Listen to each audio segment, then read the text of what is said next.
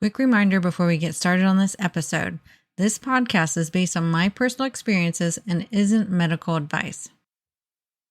Dining out can be one of the biggest challenges when you're living a gluten-free lifestyle. Whether you're celiac, gluten intolerant, or just choosing to avoid gluten, eating out safely can feel like navigating a minefield. I know sometimes for me, it certainly feels that way. But it doesn't have to be that stressful. And I'm going to give you some tips in this episode on what makes me feel very safe, what makes me feel safer when I'm in a pinch, because sometimes we do have to choose a place that's maybe not the most ideal. And I'm going to give you some tips on what we and our family and myself have been using for over 12 years to help us minimize getting gluten accidentally. So let's dive in. Welcome to the Gluten-Free Engineer podcast. I'm your host, Carrie Saunders. In 2011, I was diagnosed with celiac disease, a moment that changed everything. But I was determined not to let it hold me back. With my 2 engineering degrees, I set out to reverse engineer the gluten-free lifestyle, breaking down recipes, safety tips, travel hacks, and everything in between to rebuild a life I love. Whether you have celiac disease, gluten intolerance, or simply choose to live gluten-free, this podcast is for you. Join me each week as we simplify the gluten-free lifestyle, make it fun, and prove that you don't have to miss out on anything. Welcome back to the show. Today we're talking about how to dine out safely and with minimal risk to hopefully no risk. And what I want to first encourage you is to do your research beforehand. This is something that has saved us so many times when we're going on a trip, whether it's just a weekend trip or a day trip, or whether it's a whole week's vacation's worth. I will spend the time to research the restaurants near where we're going to make sure that I can find ones that seem to be very gluten-friendly. I want you to always check the restaurant's menus online ahead of time. We've done this since our kids were like in 6th grade and going on trips to Washington, D.C. with their class. And talk about stressful when you're sending your 6th grader off to a trip and they're celiac, because you know you're going to have to pack snacks, because many times it's the meals included in the hotel for breakfast, right? And you know you're going to have to pack breakfast for them. But doing that research ahead of time is going to ease your worries so much more. And always talking with your kids, if you have kids with celiac or gluten intolerance or need to be gluten-free for other reasons, it's always great to talk to your kids about this too, so that they can learn as they get older. Now I feel confident that my kids that are now in their 20s, 2 of them are in their 20s and one of them's almost 18 as the recording of this. And I feel pretty confident that they can go somewhere by themselves and be relatively pretty darn safe. It's pretty rare that they get sick anymore. So I want you to be looking ahead at restaurants' menus online. I want you to look for gluten-free menu options or dedicated gluten-free sections. Usually if there's a dedicated gluten-free section and or markings of gluten-free on specific items, that's usually a good indication that they're at least paying a good bit of attention to how they're preparing your meal and what they have in it. Now, what I also want you to do is to ask around. If you know somebody that's gluten-free and lives in the city that you're going to, ask around to trusted friends. And if you don't have any of those, our free Facebook group is a great place to ask others as well.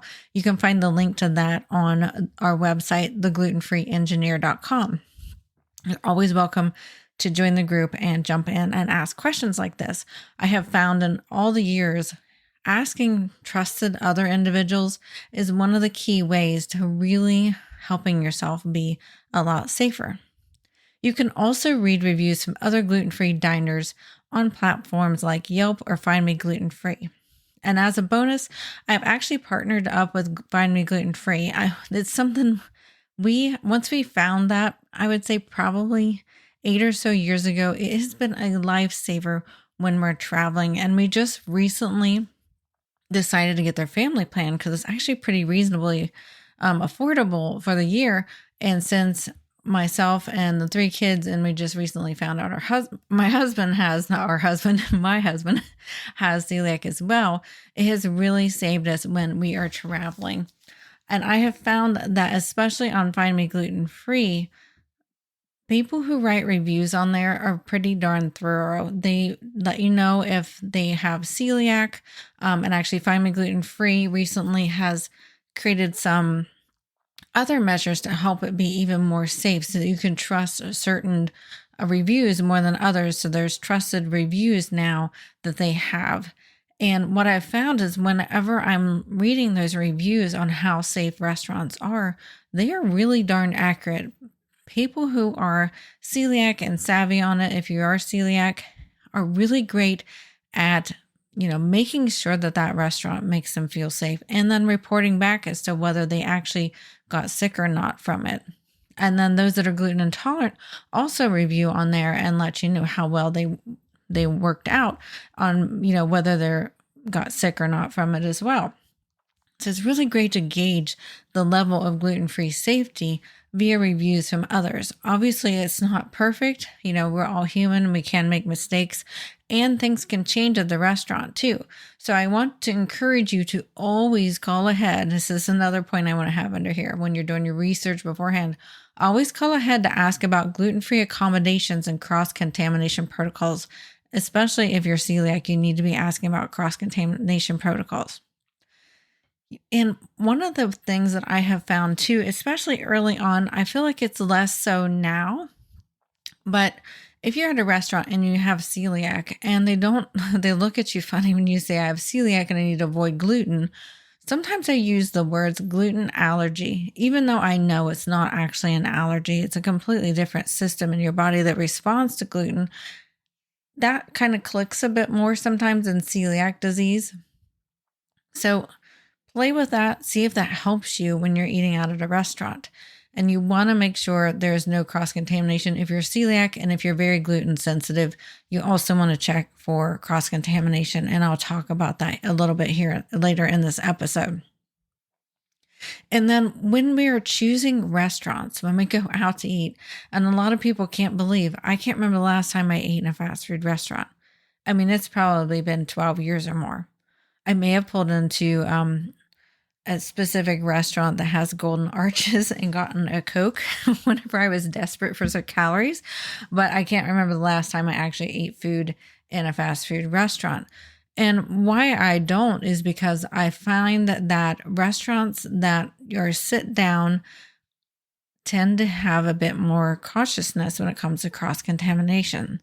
So places like steakhouse, seafood restaurants, farm to table type restaurants, local restaurants, many times like the local mom and pop restaurants are excellent at servicing their customers and making sure that they are safe, no matter what kind of allergy they have or whether they have celiac disease or gluten intolerance.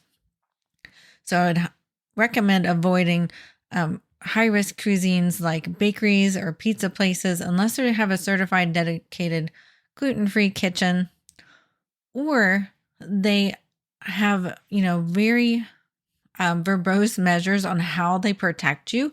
There's one restaurant chain, Mellow Mushroom, that we actually can eat safely at. I would say 95% of the time or more. It obviously does depend upon the staff, but they have measures where they're protecting your pizza. They put a splatter shield on top and they cook it on a different sheet than they would the gluten pizzas. So yes, it's going through the same gluten oven, but they do take these extra measures to make sure that you're safer. Now, what I will say too is what I found in over the 12 years of, needing to eat out because, it's just life. Sometimes you're on vacation and you need to eat out and dine out. I have found that there are gluten digest pills, and I'll link to those in the show notes, that if I'm feeling a little iffy or unsure, maybe it's a new to me restaurant, maybe I feel decently confident, but still not quite sure, or I can't even risk, getting that gluten migraine that I might get, or stomach issues that I might get, or the brain fog that I might get. I'll take a gluten digest pill before my meal and after my meal. And I've found that actually really helps.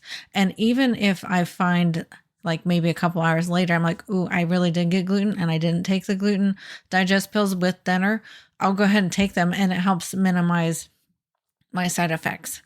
Obviously, you do not want to use these pills to purposefully eat gluten, especially if you're gluten intolerant or celiac. But you can use it to help mitigate any cross contamination. And it does seem to help for me and my family. So I'm hoping that this might be a great tip that might help you as well. Obviously, I'm not a doctor. Please consult your doctor if you have any concerns, but I have found that this does work for myself and my family. And then when we're getting to a restaurant, one thing I have found is you can't be shy. You have to be clear and very specific with your server, especially if this is a lifestyle that you didn't choose. You're celiac or gluten intolerant, and you really need to eat gluten-free. And even if you choose to eat gluten-free, it may be very important for you to stay pretty darn clean off of gluten. So when you arrive, let your server know about your dietary needs right away. And many times I'll ask the host who will seat you beforehand to make sure that they have, gluten-free, whether they have a gluten-free menu or gluten-free options or things like that. I'll even get a vibe from the hostess as well. And you want to be clear and say, I have to avoid all gluten and all cross-contamination because I have celiac, or if you want to use the words gluten allergy, if that seems like it resonates a bit better with that restaurant, then go ahead and do that. And I would ask them to make a note on your meal ticket that you have to avoid gluten. Many times I find so many restaurants, especially the sit-down restaurants, are very cognizant of this and will want to do their best to help serve you and make sure that you're safe. And there are even restaurants I've been to that have told me, no, you probably shouldn't eat anything here. And they're very honest with me, and I absolutely appreciate that. And then even if you're getting items that you think should be safe, let's say grilled chicken, for example, make sure you're asking them, is the grilled chicken cooked on the same surface as breaded items? There's a local restaurant here to us that would carry gluten-free buns. And so I could actually have a gluten-free hamburger or cheeseburger, whatever I really wanted to have as far as the burger goes. And it was wonderful to actually have a gluten-free burger that I didn't cook, right? I'm sure you can relate. And I was finding that I kind of didn't feel quite right most of the time after eating it. And it dawned on me. And I asked the server next time. She was super nice and always wanted to be super cautious and careful. So I knew she was communicating to the kitchen staff. But I asked her, I said, hey, is my gluten-free bun toasted and grilled on the same area as gluten buns on the griddle? Because I knew they did them on the griddle, not like in a toaster. And she was like, you're right, they are. I said, well, that's why I'm getting a little bit sick every time I eat here. And so from then on, they made sure to not toast my bun. So even something as simple as getting your buns toasted, you need to make sure where those are being toasted to make sure that you're not getting cross-contamination of gluten. And then also, if you're eating out, you need to make sure you're asking about things like French fries, anything that's fried, French fries, tortillas, anything like that. Many times people don't realize tortillas are actually generally fried in a fryer at Mexican restaurants. And so you want to make sure they're not fried in a shared fryer with other things like onion rings or jalapeno poppers or anything breaded. So make sure it's a dedicated fryer for sure if you're getting something that is fried. And then when in doubt, stick to simple dishes. Avoid complex or heavily sauced meals as they often contain hidden gluten.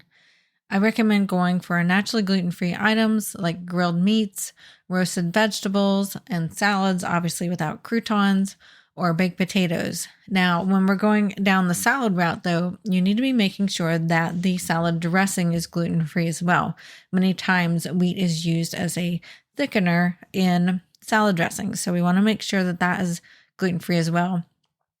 I can't think of any vinaigrette that I've ever had that had gluten in it, so vinaigrette's usually a really safe option if the server is unsure, and many times restaurants I find make their own vinaigrette. And ask to see the label. If they're using some common dressing that's in grocery stores, ask to see the label. Don't be afraid. Don't be shy. Be very clear with your server. Like I said, in all the years of eating out with celiac disease with myself and my kids, most of the time, they're not annoyed. I know I felt in the beginning that I was being annoying and being picky and just being a pain. But I have found in all the years that servers really do want to help you. They're there to serve you. That's kind of part of their job, is to be a server. They're there to serve you and help you and bring you a delicious meal and make sure that you're happy. And so, and they want to satisfy that and want to make sure that you feel safe when you're eating there. Also, obviously skip the bread basket unless they offer certified gluten-free bread. This should be a no-brainer, especially if you're celiac or gluten intolerant. But always ask if the soups or sauces use flour as thickener as well.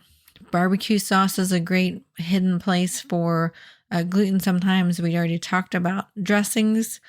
We also want to look at soy sauce. You can ask if things are made with soy sauce, and then if they say yes, you need to be asking if that soy sauce has wheat in it. Most soy sauces in the United States have wheat in it.